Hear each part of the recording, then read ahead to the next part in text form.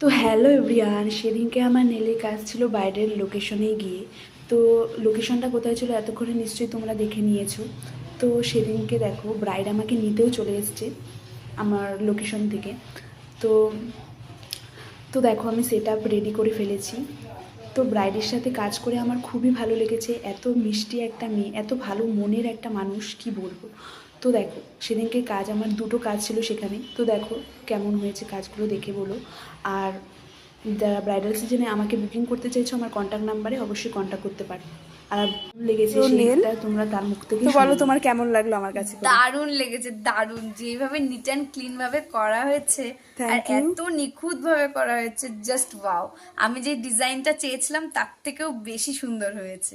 Thank you, thank you. দারুণ হয়েছে, thank you so much. তো সেদিনকে কাজ শেষ করে আমি তার বাড়ি থেকে বেরিয়ে পড়েছি। তো আজকের মতো টাটা বাই, আবার দেখা।